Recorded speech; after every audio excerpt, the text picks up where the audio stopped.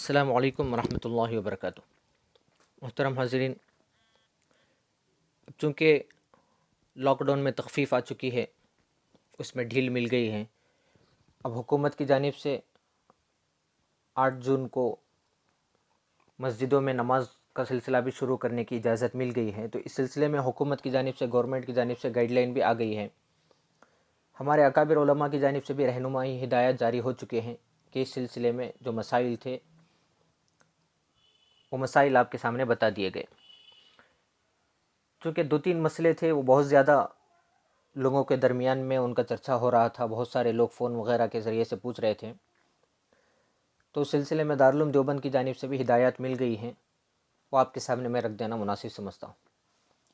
سب سے پہلا سوال یہ تھا کہ ماسک پہن کر نماز پڑھنا کیسا ہے؟ آدمی مسجد کو جاتا ہے، ماسک وغیرہ لگانا آج کل بہت ضروری قرار دیا گیا ہے، تو ماسک وغیرہ پہن کر نماز پڑھنا کیسا ہے؟ تو اس سلسلے میں ماسک پہن کر اگر کوئی آدمی نماز پڑھ لے تو اس کی نماز ادا ہوگی نہیں ہوگی، یہ ایک مسئلہ۔ دوسرا سوال تھا صفوں کے درمیان میں ایک نمازی دوسرے نمازی کے درمیان میں بھی ڈسٹینس باقی رکھنا ہے، اس سلسلے میں بھی گورنمنٹ کی جانب سے ہدایت جاری کی گئی تھی۔ اب مسئلہ یہ ہے کہ شرعی اعتبار سے اس طرح نمازیوں کے درمیان میں فاصلہ رکھنا درست ہے نہیں ہے، اگر ہے تو کتنا فاصلہ رکھ سکتے ہیں۔ دوسری چیز ہے، سوشل ڈسٹینسنگ کی وجہ سے اب نمازیوں کے درمیان میں فاصلہ ہوگا تو ظاہر سی بات ہے کہ پورے محلے کے مصلی ایک ساتھ آ کر نماز نہیں پڑھ سکتے۔ مسجد میں دور دور مصلی کھڑے ہونے کی وجہ سے ایک ساتھ ایک ہی نماز میں پورے مصلی جمع ہو جائیں، یہ تو دشوار ہے۔ تو اس سلسلے میں کیا ایک مسجد میں 2 جماعتیں بنا کر 5 وقت کی نمازیں، 2-3 جماعتیں بنا کر 5 وقت کی نمازیں، یا پھر جمعہ 2-3 مرتبہ پڑھ سکتے ہیں؟ نہیں پڑھ سکتے ہیں۔ اس سلسلے میں بھی مسئلہ معلوم کر رہے تھے۔ چوتھا سوال تھا، یہ بھی ضروری قرار دیا گیا ہے کہ سینیٹائزر یوز کر کے نماز پڑھا جائے۔ مسجد میں جیسے ہی آدمی ہوتا ہے، مسجد میں جیسے ہی داخل ہوگا تو داخل ہوتے وقت اس کے لیے سینیٹائزر کو یوز کرنا ضروری قرار دیا گیا ہے۔ تو اب مسئلہ یہ ہے کہ اب آدمی گھر سے وضو کر کے آئے گا، مسجد میں سینیٹائزر لگائے گا، تو اسی سینیٹائزر کو یوز کر کے وضو تو پہلے سے ہی ہے، اب اس سینیٹائزر کو یوز کر کے نماز پڑھ سکتا ہے نہیں پڑھ سکتا ہے؟ کیا اس سینیٹائزر کو یوز کرنے کی وجہ سے اس کی نماز ٹوٹے گی نہیں ٹوٹے گی؟ یہ ایک مسئلہ تھا، کیونکہ سینیٹائزر میں الکوہل وغیرہ ملا ہوا رہتا ہے، تو اس سلسلے میں یہ مسائل تھے، 4 مسئلے تھے۔ اب ایک ایک کر کے آپ کو اس کا جواب بتاتا چلوں۔ سب سے پہلا سوال تھا ماسک پہن کر نماز پڑھنا۔ اس کا جواب یہ ہے کہ عام حالات میں ناک اور منہ کو کپڑے سے ڈھانپ کر نماز پڑھنا مکروہ ہے۔ عام دنوں میں کبھی بھی ناک اور منہ کو کپڑے سے ڈھانپ کر نماز پڑھنا، ماسک وغیرہ پہن کر نماز پڑھنا، یہ مکروہ ہے۔ اس میں حدیث میں معانات آئی ہے، مگر اب چونکہ عذر ہے، عذر کی وجہ سے اس کی اجازت ہے، پہن کر نماز پڑھ سکتے ہیں۔ دوسرا سوال تھا صفوں کے درمیان میں کتنا فاصلہ رکھنا چاہیے، کتنا ڈسٹینس رکھنا چاہیے۔